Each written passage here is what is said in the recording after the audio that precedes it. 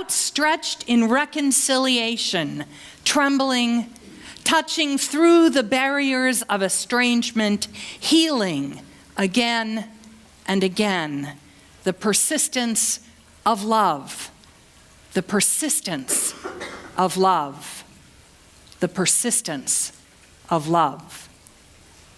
In this time, may you know more blessings than curses. May your hand reach out more than clench. May you be claimed more by love than indifference, more by hope than fear or cynicism. May creative power rise up in you, grounding you and guiding you to the border of what is yet possible for you and those close to you and the world.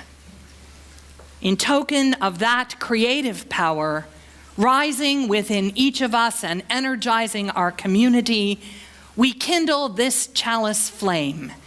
Its light and warmth connect us with people of goodwill everywhere and call us to rededicate our minds and lives to truth and justice, the promise of a better world, and the persistence of love.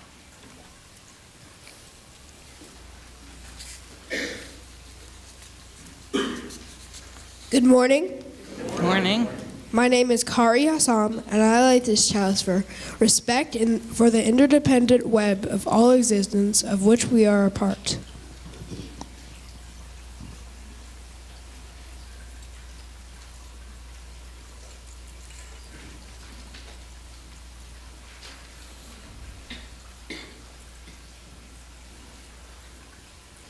Thank you, Kari.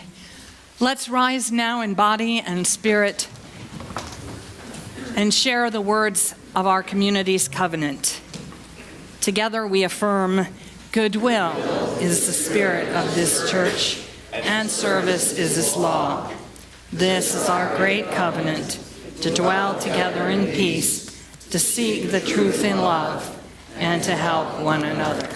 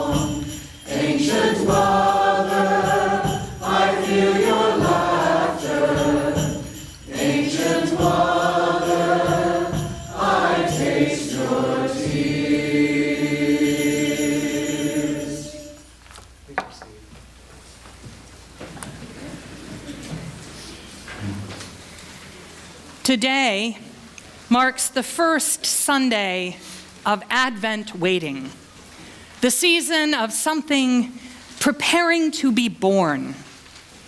It is not just the traditional narrative of Jesus' nativity that tells us this. Winter itself is not an altogether idle season in nature, as we sometimes think. Rather, the trees, the plants, the animals are preparing for new growth in various ways.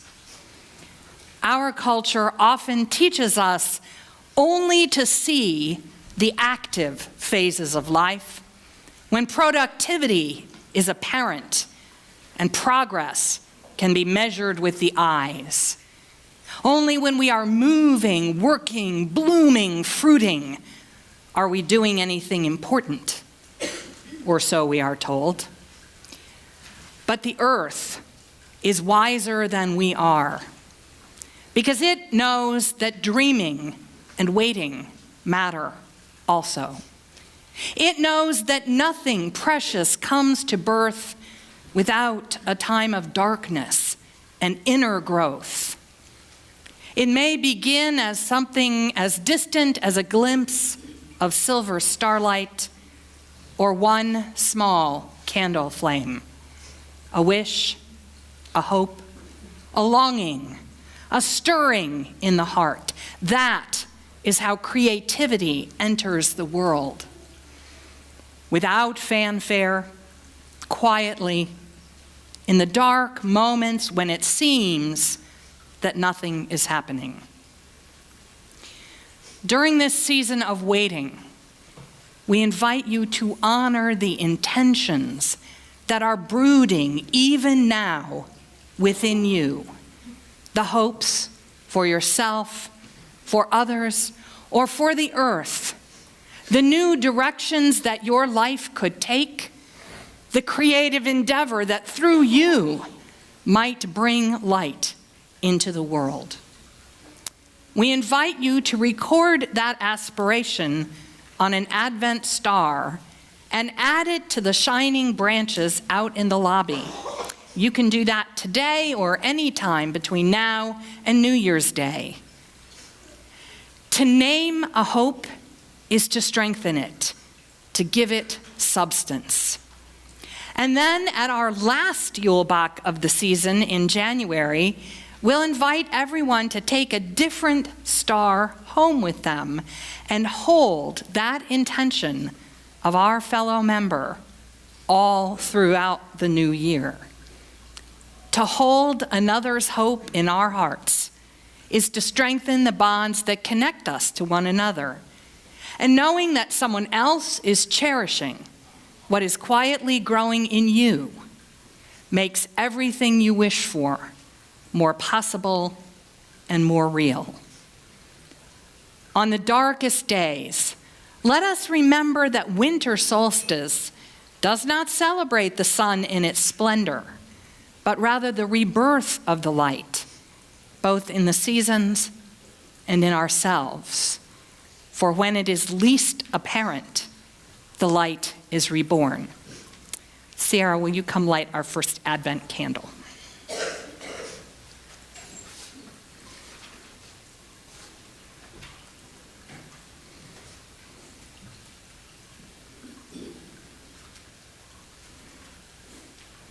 Good job, thank you.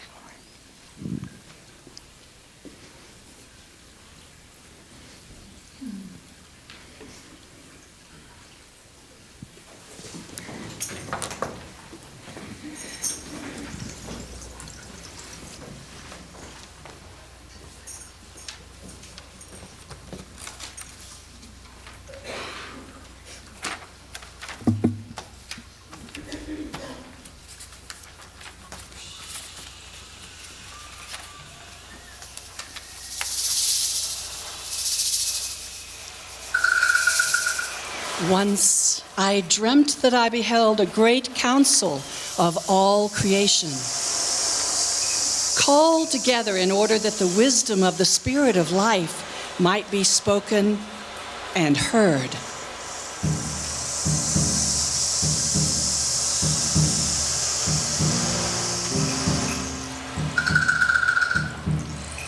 The elders came to the sacred circle of being and said, "In all that we do, let the future be considered unto the 7th generation. that we may leave no wound upon the earth. The far-off mountains echoed, patience, patience, patience.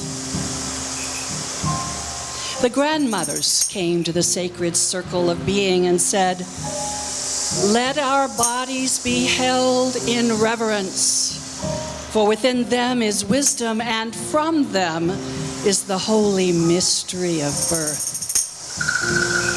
The sheltering trees murmured, "Strength, strength, strength."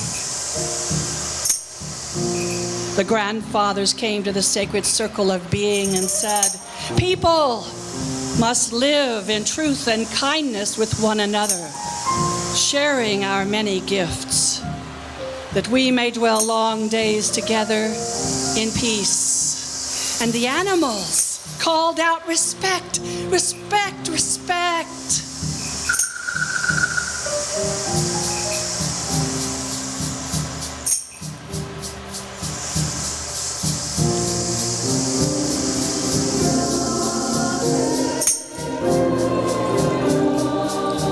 The old ones came to the sacred circle of being and said, "The wheel of change turns in seasons and tides, in evening and dawn, and even in death. Let us honor the Spirit in what we take and what we release." The flowing rivers sighed, "Let go, let go, let go." The little ones came to the sacred circle of being and said, "Behold the wonder of all creation, beauty and abundance. The heart is a drum, and our feet are for dancing. And the stars of the sky sang, 'Joy, joy, joy.'"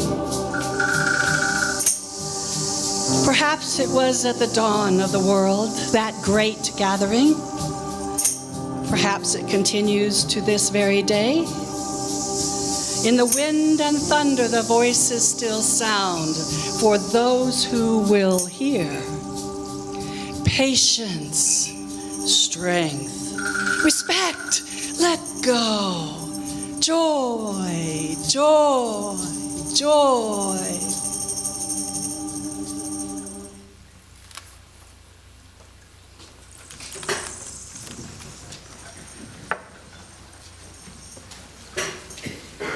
And now our little ones will depart for their classes with song.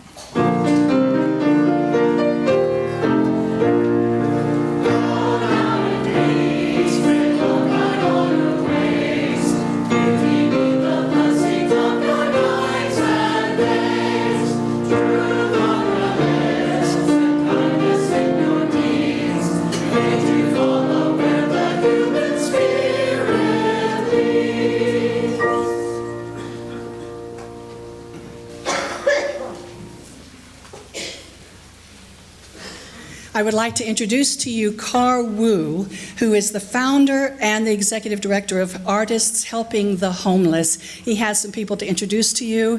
Remember, this is for our special offering this Sunday and then again on December 18th.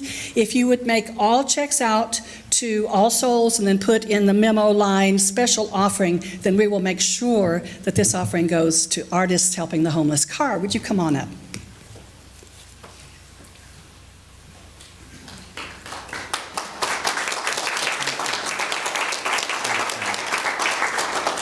Well, thank you very much for allowing me to be here to share, and I don't want to take up a whole lot of your time. I know it's Sunday morning, but I just want to share with you some numbers, because everywhere I go, every foundation I go to, every place I talk to, they want numbers. So in 2015, this is our numbers.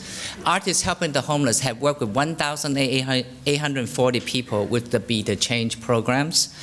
And we opened Bodhi House, which we house 11 people on average. And then we end up in the year of 2015, we served 99 people. We use a holistic approach of body, mind, and spirit. We provided 6 vans to provide transportation for the homeless people in this community.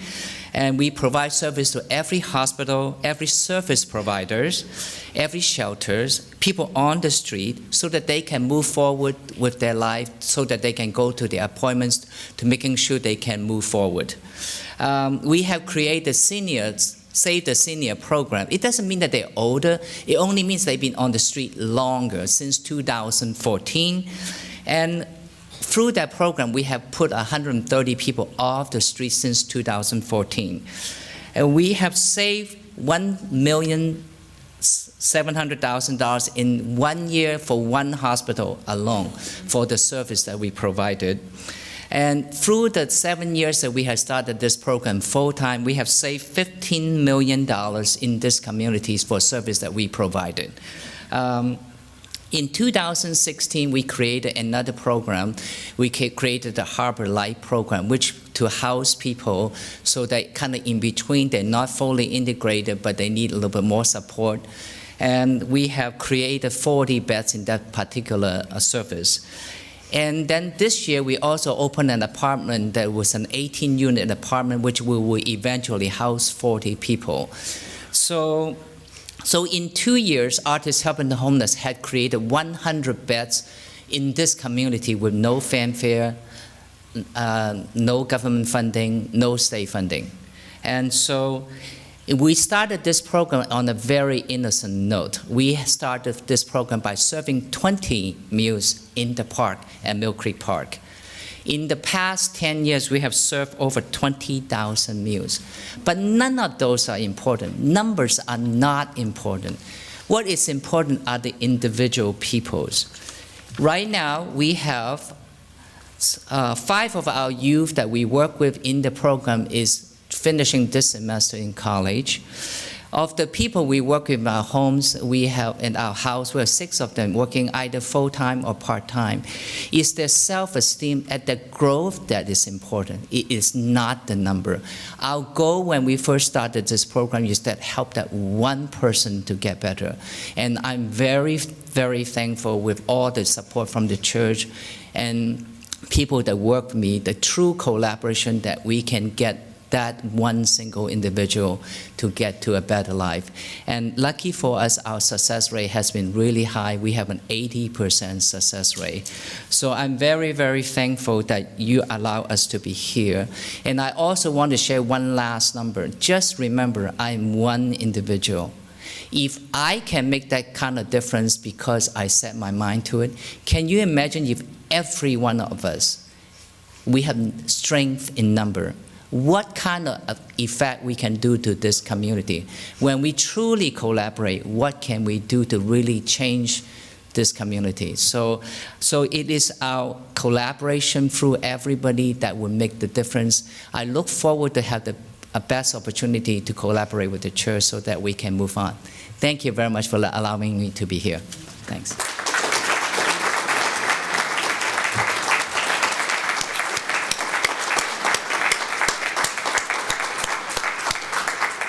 When Kendall asked me to find a service organization to bless our Decembers, Karwu immediately came to my mind because not only does he do the work out there, he supports the agencies. He supports this church in always being available for us if we need to find somebody to help someone. So now we will receive your wonderful offering. Thank you.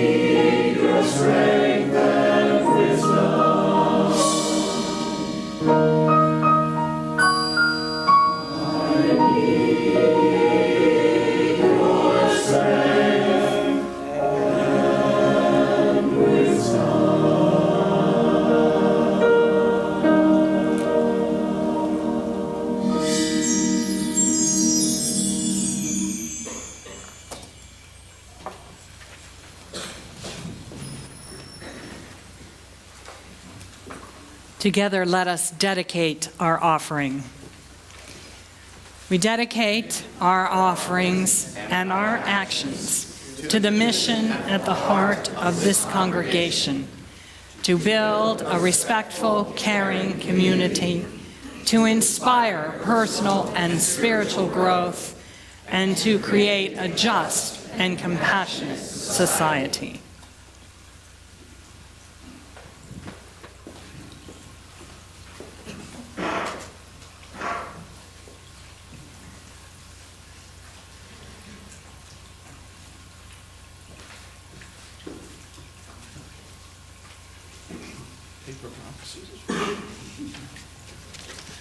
Good morning.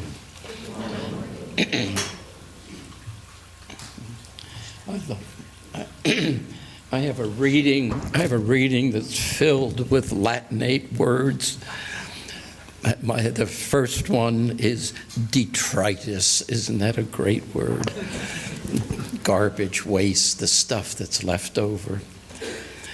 Detritus ecosystems are not uncommon.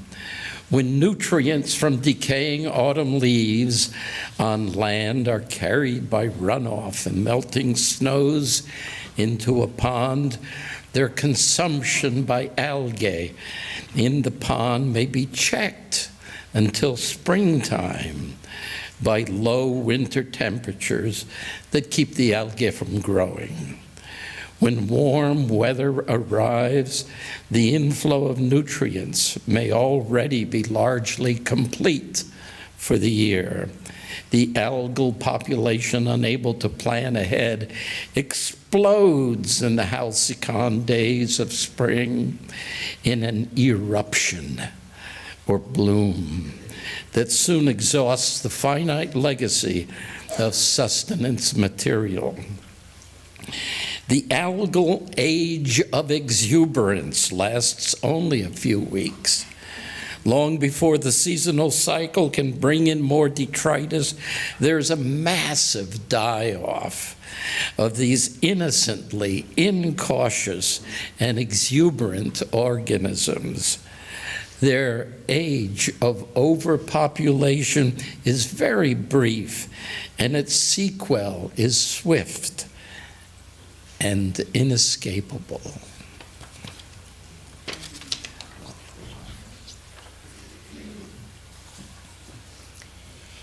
The human community has been undergoing evolutionary succession as a direct consequence of man's nature as a prosthetic or tool-using species.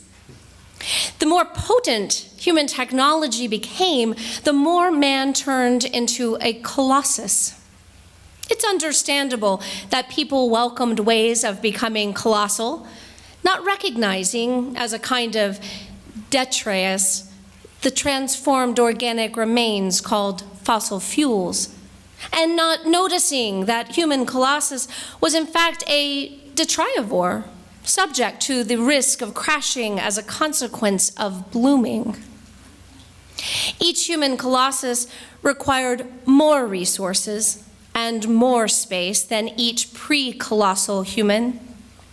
Contrast the environmental impact of the Central Ohio Coal Company and its huge mining machines with the environmental impact of the Stone Age people who inhabited the same area a few centuries before. The Indians did not necessarily possess any more virtue. They simply used cruder tools. They were non-colossal.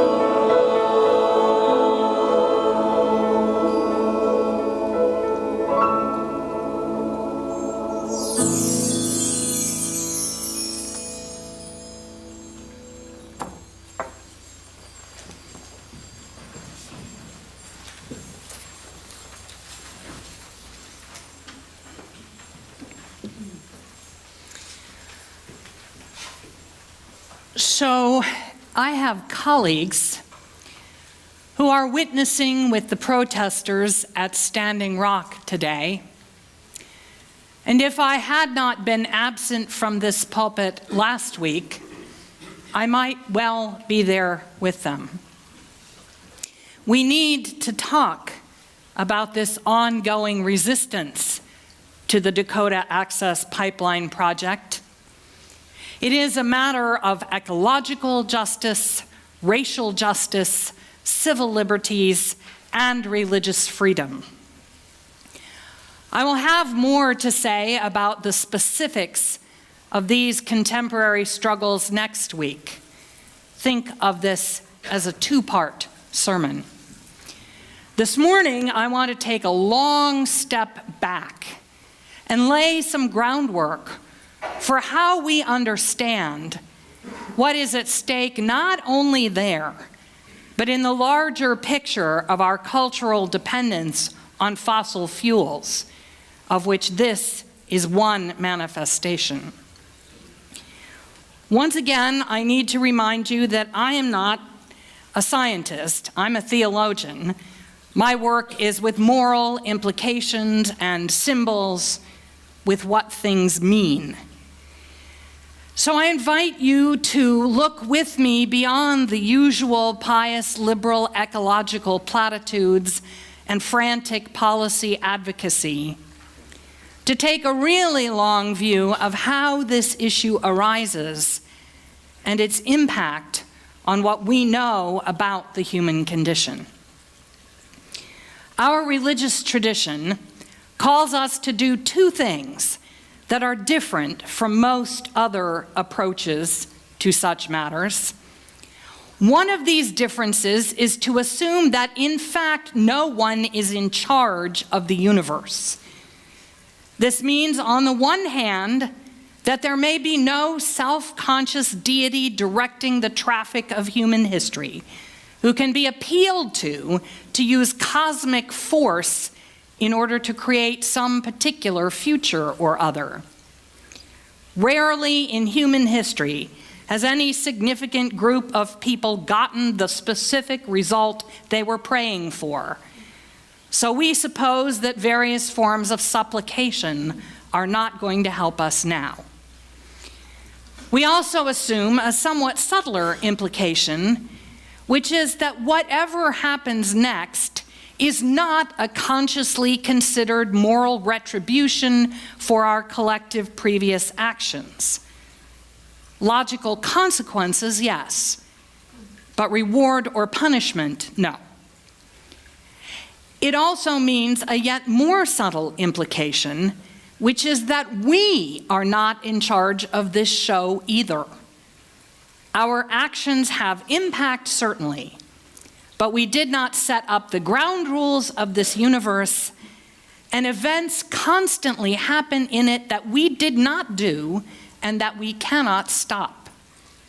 Our choices matter, but they are not always determinative. Our powers are smaller and our knowledge less than we often like to admit. The other different assumption of our religious tradition is that we are invited to ask the unaskable questions, to consider the shocking possibilities that some minds simply choose not to entertain because they challenge too many cherished assumptions and comfortable convictions.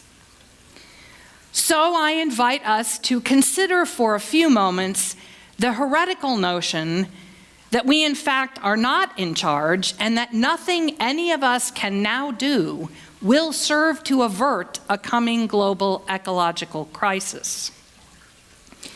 Specifically, I want to examine an evolutionary perspective originally proposed more than 35 years ago by William Catton in his book Overshoot.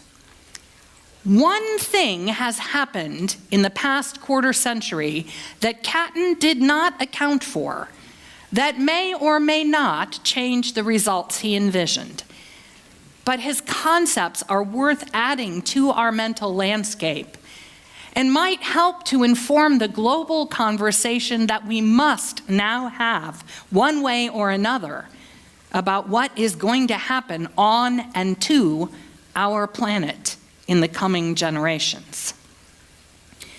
Catton begins by proposing that there has actually been a significant evolution in our species during the past approximately 4 centuries. From Homo sapiens, the intelligent ape, we have developed into Homo colossus, the giant ape. What distinguishes this new variant is its extensive use of what he calls prosthetics, by which he means energy-consuming tools that significantly augment the effective power of human action. We are accustomed to thinking of prosthetic devices as replacements for missing body pieces, but Catton greatly expands upon this notion. You can think of the remote control magnified tool that a surgeon uses for very delicate operations as prosthetic fingers. With a little more imagination, you can see that a bicycle is a kind of prosthetic legs, making it possible for a person to travel farther and faster than natural human abilities allow. Now, the bicycle does not fully meet Catton's description because it does not consume external energy. A horse, however, does, and so does a car or a spaceship. These are examples of what he means. A car functions as prosthetic legs, vastly expanding our power to move ourselves around. A tractor is a prosthetic hoe, multiplying our ability to cultivate a crop. A backhoe is a prosthetic shovel. A mixer is a prosthetic spoon. A sewing machine is a prosthetic needle. Guns and bombs are prosthetic fists. The Industrial Revolution is the name we give to the historic eruption of prosthetic devices, looms, saws, shovels, hammers, and so on, powered by the fossil fuels, coal and petroleum, that brought into being the habits and expectations and mindset of Homo colossus and made us who we are today. I would actually argue that Western culture itself is a function of another prosthetic device. For what is a book but a prosthetic memory, greatly expanding our capacity to preserve information? This new species, Homo colossus, completely dependent upon its system of prosthetics powered by external energy, was able to survive and adapt the environment to its needs much more effectively than its predecessor, Homo sapiens. Homo colossus has flourished for the past several centuries, more and more displacing Homo sapiens from the ecological niche that they share. And that's just good old evolution in action. The problem is, as we have become aware in the past 50 years or so, that unlike our predecessors, Homo colossus is a detrivore. This is to say that in order to survive as a species, we are dependent upon consumption of the detritus left behind by some other ecological process of the Earth's planetary system. Now, let me hasten to observe that detrivores, despite the intuitive unpleasantness of their name, are not inherently a bad thing. Indeed, they are useful and necessary parts of a sustainable ecosystem. If not for the industrious activity of dung beetles, the world would be covered in much more literal crap than it is. Vultures and catfish and even the lowly cockroach perform an essential function in the disposal and recycling of discarded organic matter. We could not do without them. We might like to think that it is beneath our dignity as a species, but there is nothing morally wrong with being a detrivore. The problem for us is that detrivores are extremely vulnerable to ecological cycles of boom and bust, depending on the available supply of their particular nutrient. Homo colossus has had the misfortune to evolve into a dependence upon a long accumulated legacy of carbon deposits that is not being recreated. Like the algae in the spring pool, we will flourish and multiply as long as the rich tea of the winter's leaf mold lasts, and having exhausted that crucial resource, we will, in the natural course of things, die off. Perhaps we will be extinguished altogether, or perhaps just a fragmentary colony will remain awaiting the next opportunity to bloom again. Now, we might consider this prospective die-off sad if we like Homo colossus, or we might consider it a good thing if we find our species aesthetically corrupt. But notice that this process says nothing about Homo sapiens. It might well be that the exhaustion of the detrivore breed would open up the ecological niche again, and its predecessors would move right back in. It is also possible, of course, that Homo colossus will so poison the planet with our own waste that no hominid species will survive. I'm inclined to think that the algae and the dung beetles would go right on without missing a beat. And from an evolutionary perspective, that just makes really big brains and experiment in genetic strategy that didn't work out so well. I confess that this prospect does not make me frantic. I accept my own eventual death as a sad inevitability, and the extinction of our species appears to me also likely at some point in the further future. I am glad to have been part of the experiment, and I mean for all of us to have the best time we can while we are here. But in the long run, I don't need to be in charge. At the same time, I think that there are a couple of wild cards in this deck that may yet make the outcome unpredictable. The algae in the pond have no capacity for intentional adaptation. And it is, in fact, our innovative abilities that got Homo colossus into this dilemma in the first place. So I can imagine 3 scenarios that go beyond sheer organic fatalism. And since this is, after all, a sermon, you may suppose that I want to suggest one of them as morally preferable, and you would be right.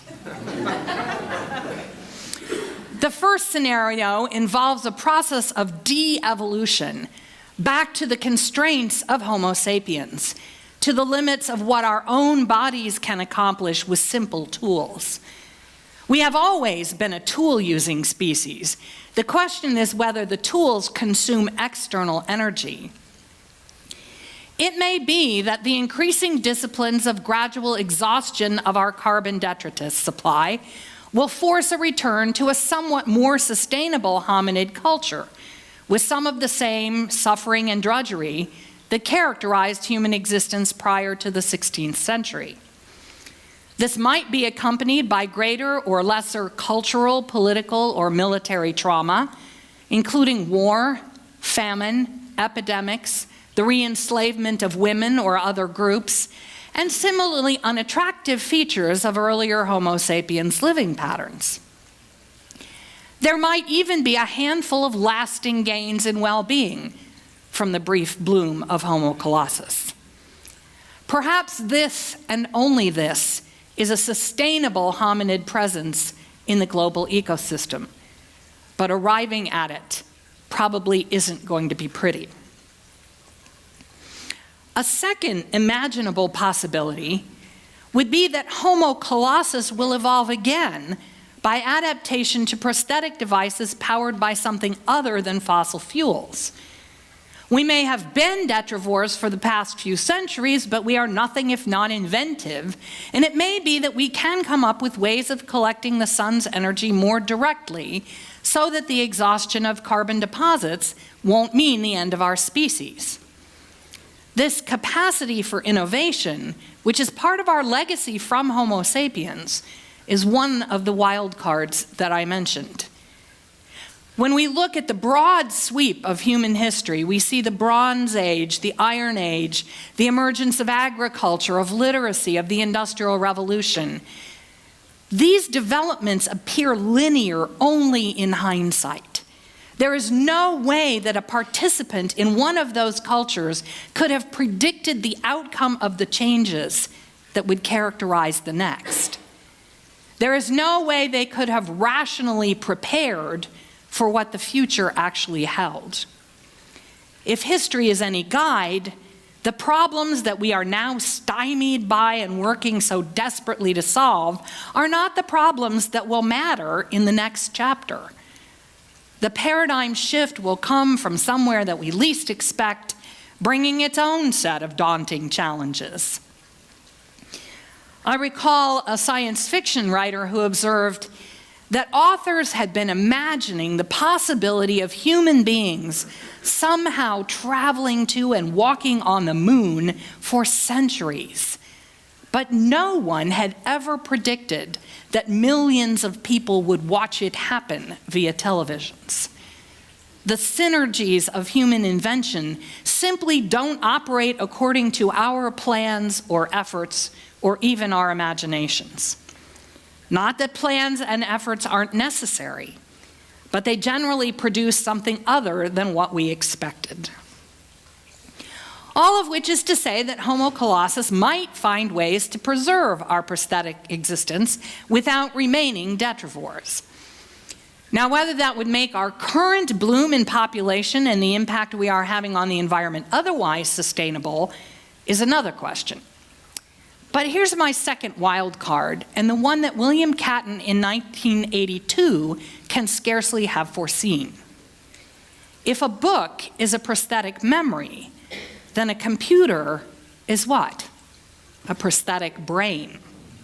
And although in their infancy computers were power hogs, even at this point, solar-powered laptops are practicable. So it seems to me that we need not remain detrivores in order to keep our prosthetic brains. And maybe, just maybe, that evolutionary move could open up a third possibility for our future.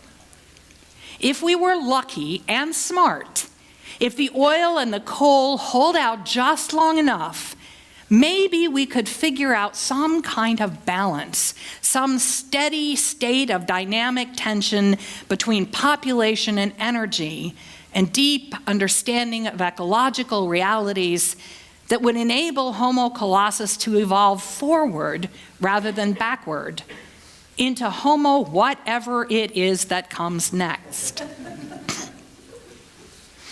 Having solved some of the ancient challenges of Homo sapiens, like war and disease and starvation, yet having resumed some of that species' modesty toward the earth, not out of ignorance or fear, but out of knowledge and a spirit of cooperation, we might be just creative enough to stop blooming.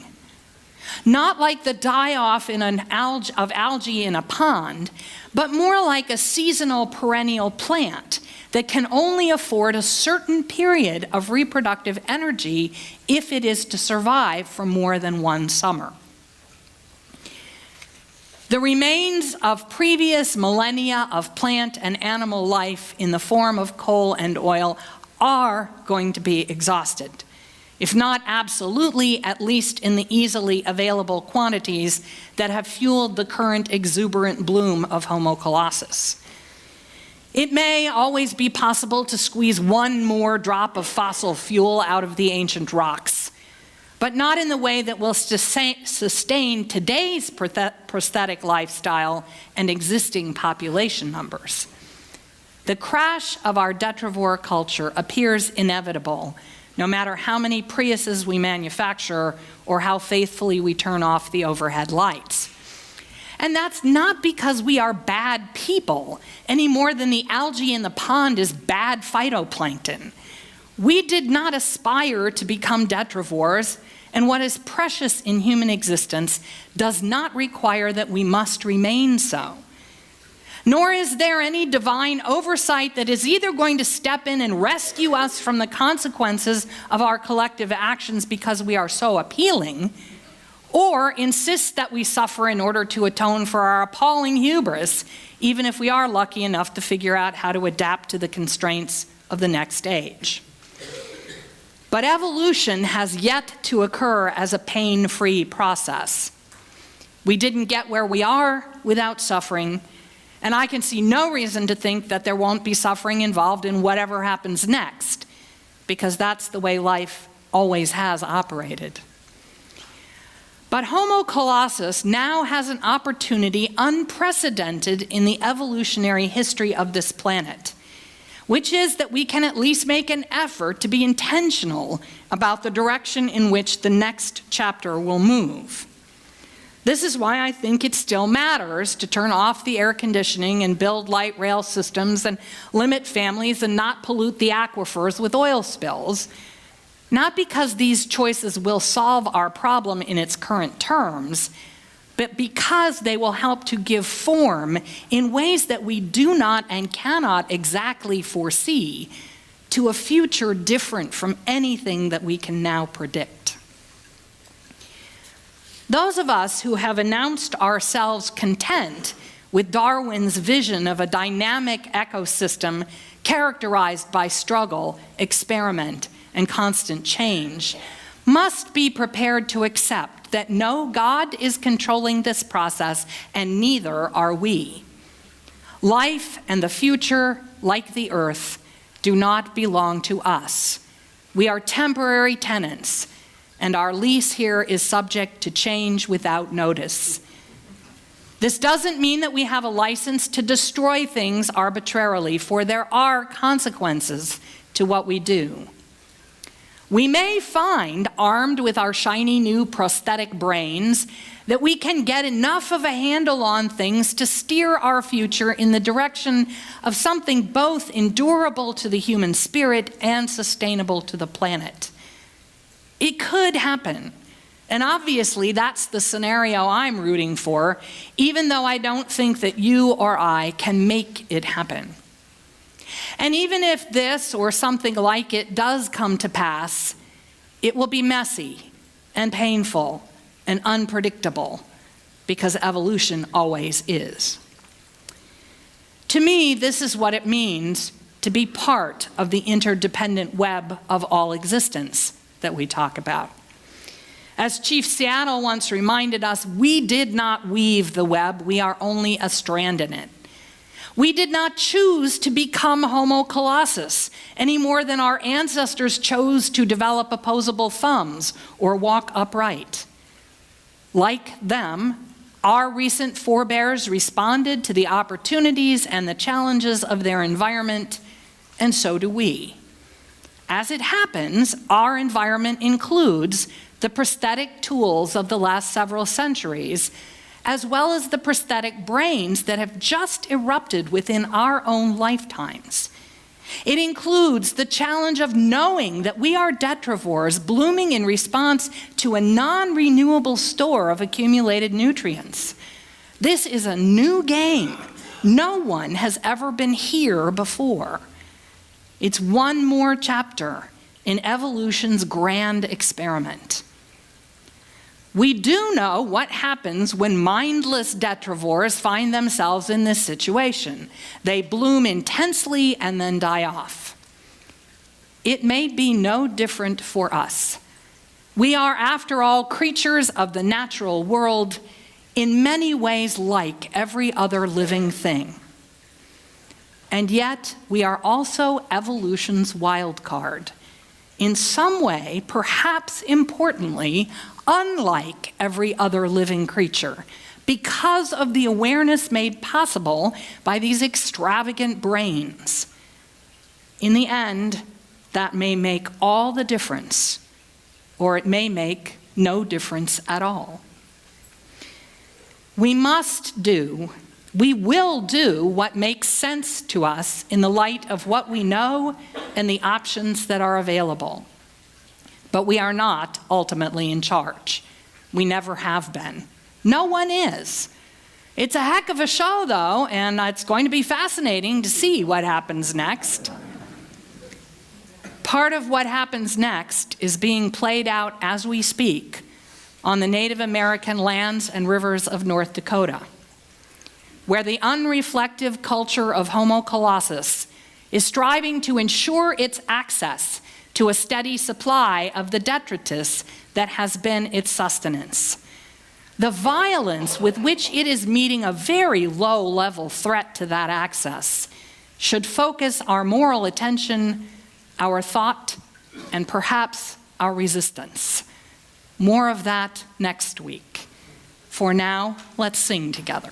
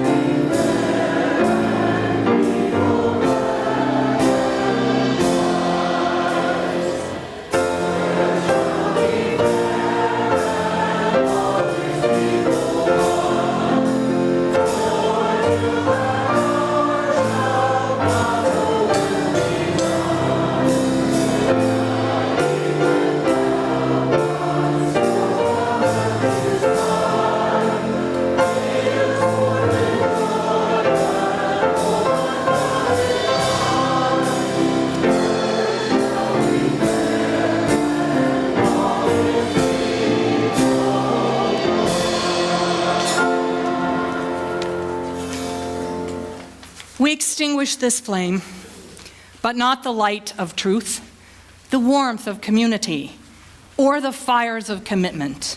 For all these we carry in our minds and hearts until we are together again. Therefore, in this time, may you know more blessings than curses. May your hands reach out more than clench. May you be claimed more by love than indifference, more by hope than cynicism. May creative power rise up in you, grounding you and guiding you to the border of what is yet possible for you, for those close to you, and for the world. May you know the persistence of love.